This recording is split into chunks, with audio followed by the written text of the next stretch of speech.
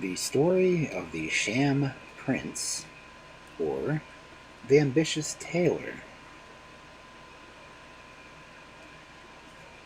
Once upon a time there lived a respectable young tailor named Labakan who worked for a clever master in Alexandria. No one could call Labakan either stupid or lazy, for he could work extremely well and quickly when he chose. But there was something not altogether right about him. Sometimes he would stitch away as fast as if he had a red-hot needle in a burning thread, and at other times he would sit lost in thought, with such a queer look about him that his fellow workmen used to say, "Labakan has got on his aristocratic face today." On Fridays he would put on his fine robe, which he had bought with the money he had managed to save up, and go to the mosque. As he came back after prayers, if he met any friends who said, "Good day," or "How are you been, friend Labakan?" he would wave his hand graciously and nod in a condescending way, as if his master happened to say to him, as he sometimes did, "Really, Labakan, you look like a prince." He was delighted, and would answer, "Have you noticed it too?" Or, "Well, so I have long thought." Things like this went on for some time, and the master had put up with Labakan's absurdities because he was, on the whole, a good fellow and a clever workman.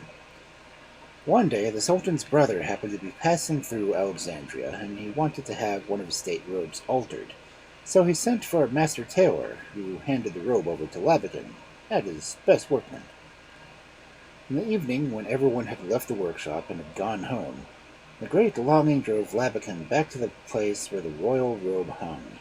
He stood a long time gazing at it, admiring the rich material and the splendid embroidery on it. At last he could hold out no longer. He must try it on. And lo and behold, it fitted as though it had been made for him. "Am I not as good a prince as any other?" he said to himself. He proudly paced up and down the room. "Has not my master often said that I seemed born to be a prince?"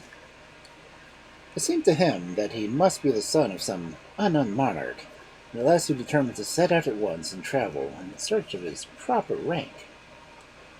He felt as if the splendid robe might have been sent to him by some kind of fairy, and he took care not to neglect such a precious gift. He collected all his savings, and, concealed by the darkness of the night, he passed through the gates of Alexandria.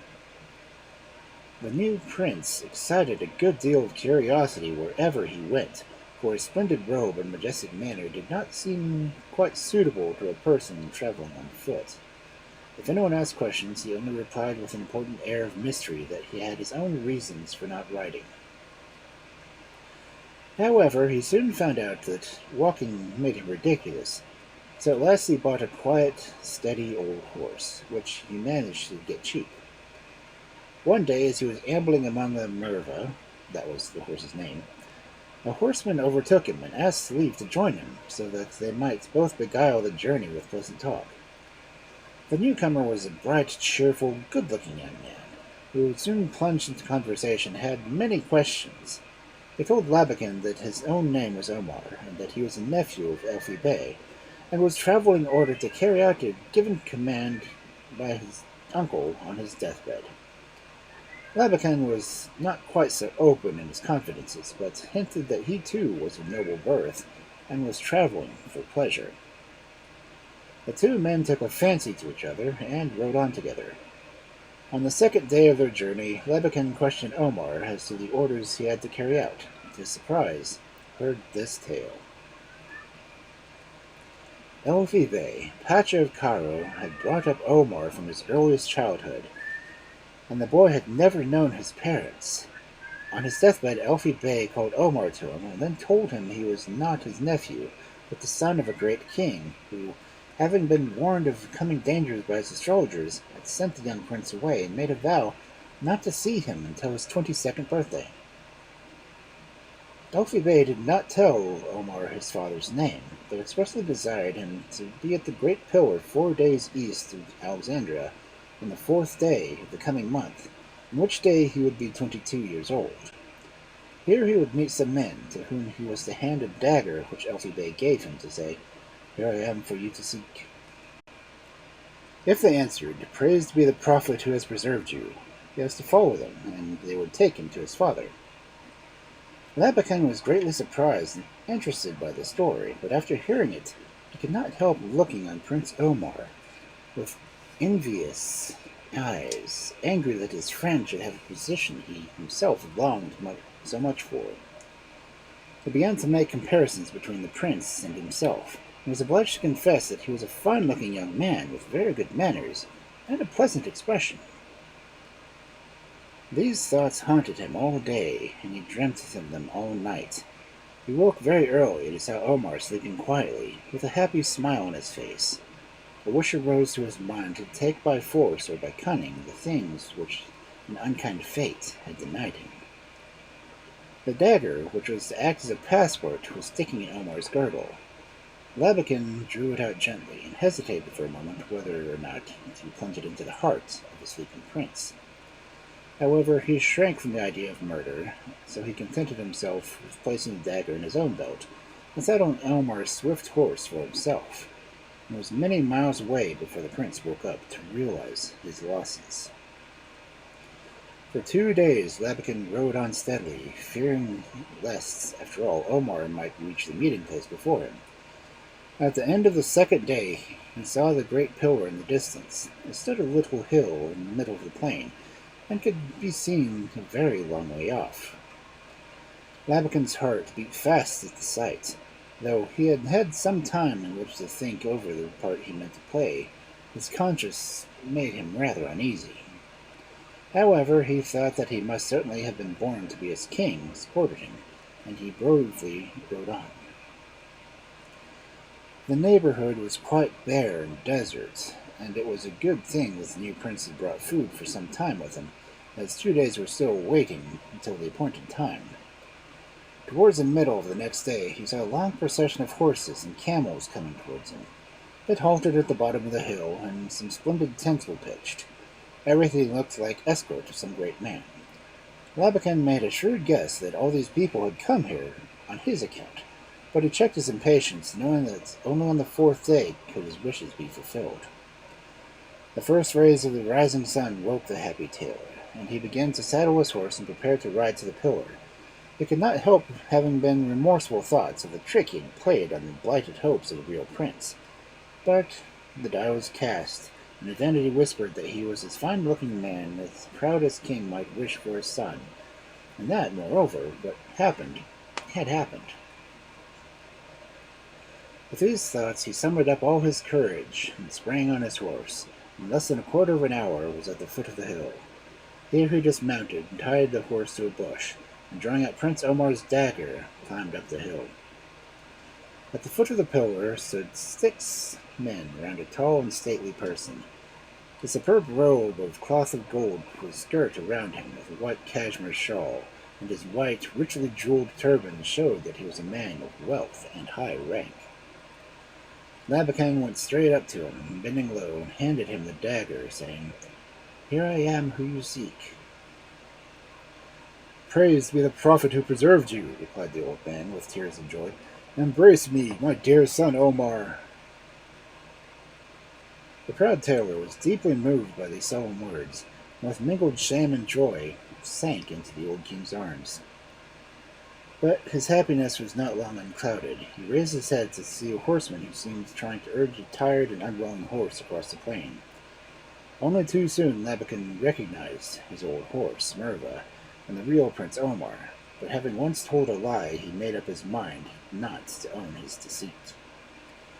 At last the horseman reached the foot of the hill, where he flung himself from the saddle and hurried up to the pillar. "Stop!" he cried. "Whoever you may be, do not let the disgraceful impostor take you in. My name is Omar, and let no one attempt to rob me of it." The turn of affairs threw the standers-by into great surprise. The old king in particular seemed much moved as he looked from the face of one to the other. At last Labakan spoke with forced calmness. "Most gracious lord and father, do not let yourself be deceived by this man. As far as I know, he is a half-crazy tailor's apprentice from Alexandria, named Labakan. He really deserves more pity than anger." These words infuriated the prince. Foaming with rage, he tried to press towards Labakan, but the attendants threw themselves upon him and held him fast, whilst the king said, "Truly, my dear son, the poor fellow is quite mad.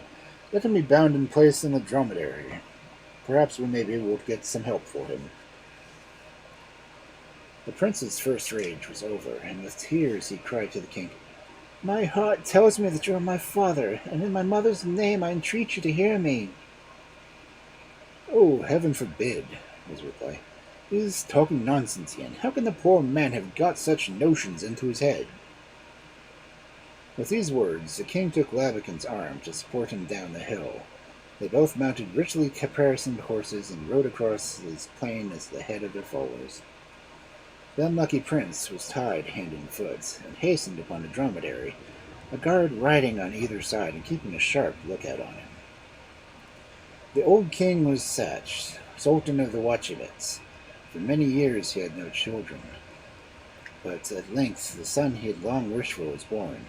But the soothsayers and magicians whom he had consulted as to the child's future said all that it was until he was 22 years old he had stood in danger of being injured by an enemy. So, to make all safe, the Sultan had confided the prince to his trusty friend Elfi Bey, and deprived himself of the happiness of seeing him for 22 years. All this the Sultan told Labakan, and was much pleased by his appearance in a dignified manner. When they reached their own country, they were received with every sign of joy, for the news of the prince's safe return had spread like wildfire, and every town and village was decorated, whilst the inhabitants thronged to meet in cries of joy and gratefulness. All this filled Labakan's heart with rapture, whilst the unfortunate Omar followed in silent rage and despair. At length they arrived in the capital, where the public rejoicings were grander and more brilliant than anywhere else. The queen awaited them in a great hall of the palace, surrounded by her entire court. It was getting dark, and hundreds of colored hanging lamps were lit to turn night into day. The brightest hung around the throne on which the queen sat, and which stood about 4 steps in pure gold inlaid with great amethysts. The 4 greatest nobles in the kingdom held a canopy of crimson silk over the queen, and the Sheik of Medina fanned her with a peacock feather fan. In this state she waited for her husband and her son. She, too, had not seen Omar since his birth, but so many dreams had shown her what he would look like, and that she felt she would know him among 1,000. And now the sound of trumpets and drums and shouts and cheers outside announced the long-looked-for moment. The doors flew open, and rows of low-bending courtiers and servants, the king approached the throne, leading his pretended son by the hand. "Here," he says, "is he whom you've long been looking for so long." The queen interrupted him. "That is not my son," she cried. "That is not the face the prophet has shown me in my dreams." Just as the king was about to reason with her, the door was thrown violently open, and Prince Omar rushed in, followed by his keepers, whom he had managed to get away from. He flung himself down before the throne, panting, "Here I will die. Kill me at once, cruel father. I cannot bear this shame any longer." Everyone pressed round the unhappy man, and the guards were about to seize him, when the queen, who was first dumb with surprise, sprang up from her throne. "Hold!" she said. "This and no other is the right one. This is the one whom my eyes have never seen, but whom my heart recognizes." The guards stepped back, but the king called to them in a furious voice to secure the madman. "It is I who must judge," he said in tones of command. "And this matter cannot be decided by a woman's dreams, but by certainly unmistakable signs. This one," pointing to Labaka, "is my son, and for it is he who brought me the token of my friend Elfi, the dagger." "He stole it from me!" shrieked Omar. "He betrayed my suspicious confidence!" But the king would not listen to his son's voice, for he had always been accustomed to depend upon his own judgment. He let the unhappy Omar be dragged from the hall, while he himself retired with Labakan to his own rooms, full of anger with the queen, his wife, in spite of their many happy years together. The queen, on her side, was plunged into grief, for she felt certain that the impostor had won her husband's heart and taken the place of her real son. When the first shock was over, she began to think how she could convince the king of his mistake. Of course, it would be a difficult matter, as the man was declared who was Omar had produced a dagger as a token, besides taking all sorts of things that happened when he was a child. She called her oldest and wisest ladies about her and asked their advice, but none of them had any to give. At last, one very clever old woman said, "Did not the young man who brought the dagger call him whom your majesty believes to be your son Labakan, and say he was a crazy tailor?" "Yes," replied the queen, "but what of that?" "Might it not be," said the old lady, "that the impostor has called your real son by his name? If this should be the case, I know a capital way to find out the truth." And she whispered some words to the queen, who seemed much pleased, and went off at once to see the king. Now the queen was a very wise woman, and she pretended to think she might have made a mistake, and only begged to be allowed to put a test to the young man to prove which was the real prince. The king, who was feeling much ashamed of the rage he had been in with his dear wife, consented at once, and he said, "No doubt others would make them ride and shoot or something of that sort, but everyone learns these things.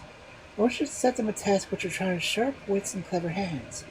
I want them to try which of them can best make a kaftan and a pair of trousers."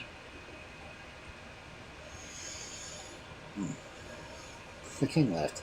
"No, no, that will never do. You suppose my son could compete with that crazy tailor as to which he could make the best clothes? No, dear, that won't work at all." When the queen claimed his promise, and he was a man of his word, the king gave in at last. He sent for his son and begged that he would humor his mother, who had set her heart on making a kaftan. The worthy Labakan laughed to himself. "Well, if that is all she wants," he thought, "His Majesty will be soon pleased to own me." 2 rooms were prepared, with pieces of material, scissors, needles, and threads, and each young man was shut up in one of them. The king felt rather curious as to what sort of garments his son would make, and the queen, too, was very anxious as to the result of her experiment. On the 3rd day they sent for the 2 young men and their work. Labakan came first and spread out his kaftan before the eyes of the astonished king. "See, father," he said, "see, my honored mother, if this is not a masterpiece of work, I'll bet the court tailor himself cannot do better." The queen smiled and turned to Omar. "And what have you done, my son?" He impatiently threw the stuff and the scissors down on the floor. "I have not been taught to manage a horse, draw a sword, and throw a lance at some 60 paces, but never learned to sew, and such a thing would have been thought beneath the notice of a pupil of Elfie Bey, the ruler of Cairo." "Ah, true son of your father," cried the queen. "If only I might embrace you and call me son. Forgive me, my lord and husband," she added, turning to the king, "for trying to find out the truth in this way. Do you see not yourself which is a prince and which is a tailor? Certainly this kaftan is a very fine one, but I should like to know what the master is this young man who taught this man to make clothes." The king sat deep in thought, looking now at his wife, and then at Labakan, who was doing his best to hide his vexation at his own stupidity. At last the king said, "Even this trial does not satisfy me, but happily I know of a sure way to discover whether or not I've been deceived." He ordered his swiftest horse to be saddled, mounted, and rode off alone into the forest at some distance. Here lived a kindly fairy called Adelaide, who had often helped kings of his race in her good advice, and he betook her thither himself. In the middle of the forest was a wide open space surrounded by great cedar trees, and this was supposed to be the fairy's favorite spot. When the king reached this place, he dismounted and tied his horse to the tree, and standing in the middle of the open place, he said, "If it is true that you have helped my ancestors in their time of need, do not despise their descendants, but give me counsel, for that of men has failed me." He had hardly finished speaking when one of the cedar trees opened, and a veiled figure, all dressed in white, stepped from it. "I know your errand, King Sashad," she said. It is an honest one, and I will give you my help. Take these two little boxes and let the two men who claim to be your son choose between them. I know that the real prince will make no mistake. Then she handed him two little boxes made of ivory set with golden pearls. On the lid of each, which the king vainly tried to open, was inscribed with diamonds. On one stood the words honor and glory, and on the other, wealth and happiness. It would be a hard choice, thought the king as he rode home. He lost no time in sending for the queen and all his court, and when he finished the symbol he made a sign, and Nabokin was led in. With a proud air he walked up to the throne and kneeled down, saying, "What does my lord and father command?" The king replied, "My son, doubts have been thrown at your claim to your name. One of these boxes contains the proof of your birth. Choose for yourself. No doubt you will choose right." Then he pointed to the ivory boxes, which were placed in two little tables near the throne. Nabokin rose and looked at the boxes. He thought for some minutes and then said, "My honored father, what can be better than the happiness of being your son, and nobler than the riches of your love? I choose the box with the words wealth and happiness." "We shall see presently if you have chosen the right one. For the present, take a seat there next to Pacha of Medina," replied the king. Omar was led in, looking sad and sorrowful. He threw himself down before the throne and asked what the king's pleasure. The king pointed out the two boxes to him, and he rose and went to the tables. He carefully read the two mottos and said, "The last few days have shown me how uncertain happiness and how easily riches vanish away. Should I lose the crown, by it I make my choice of honor and glory." He laid his hands on the box as he spoke, but the king signed to him to wait, and he ordered Labakan to come to the other table and lay his hands on the box he had chosen. And the king rose from his throne, and in solemn silence all present rose too. And whilst he said, "Open the boxes, may Allah show us the truth." The boxes were opened with the greatest ease. The one Omar had chosen lay a little gold crown and a scepter on a velvet cushion. In Labakan's box was found a large needle and some thread. The king told the two young men to bring him their boxes. They did so, and he took the crown in his hand and held it. It grew bigger and bigger, till it was as large as a real crown.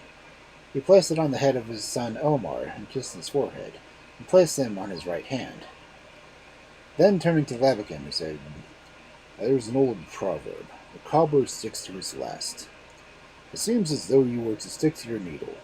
You have not deserved any mercy, and I cannot be harsh on this day. I give you your life, but I advise you to leave this country as fast as you can." Full of shame, the unlucky Tailor could not answer. He flung himself down before Omar, and with tears in his eyes, he asked, "Can you forgive me, Prince?" "Go in peace," said Omar as he raised him. "Oh, my true son!" cried the king as he clasped the prince on his arms, whilst all of Pachas and emirs shouted, "Long live Prince Omar!" In the midst of all the noise and rejoicing, Labakan slipped off with the little box under his arm. He went to the stables and saddled his old horse Merva and rode out to the gates of Alexandria. Nothing but the ivory box with its diamond motto was left to show him that the last few weeks had not been a dream. When he reached Alexandria, he rode up to his old master's door. When he entered the shop, his master came forward to ask what was his pleasure. He soon saw it was he who had called his workmen, and they all fell on Labakan with blows and angry words, till at last he fell, half fainting, on a heap of old clothes. The master then scolded him soundly about the stolen robe, but in vain. Labakan had told him he had come to pay for it, and offered 3 times its price. Then they began beating him again, and at last pushed him out of the house, more dead than alive. He could do nothing but remount his horse and ride to an inn. Here he found a quiet place in which to rest his bruised and battered limbs, and to think of his many misfortunes. He fell asleep fully determined to not give up on being great, and to lead the life of an honest workman. The next morning he set to work to fulfill his good resolutions. He told the little box of jewelry for a good price, and bought a house and opened a workshop. Then he hung up a sign, "Labakan, Tailor," over his door and sat down to mend his own torn clothes with the very needle which had been in the ivory box. After a while he was called away, but when he went back to his work he found a wonderful thing had happened. The needle was sewing away all by itself and making the neatest little stitches, such as Levigan had never been able to make, even at his best. Certainly, even the smallest gift of a fairy is of great value, and this one had yet another advantage, for the thread never came to an end, however much the needle sewed. Labakan soon got plenty of customers and used to cut out the clothes and make the first stitch with the magic needle, then leave it to do the rest. Before long the whole town went to him, for his work was both so good and so cheap. The only puzzle was how he could do so much, working all alone, and why he also worked with closed doors. And so the promise of the ivory box of wealth and happiness came true for him. And when he heard of all the brave doings of Prince Omar, who was the pride and darling of his people and the terror of his enemies, the ex-prince thought to himself, "After all, I'm better off as a tailor, for honor and glory are apt to be very dangerous things.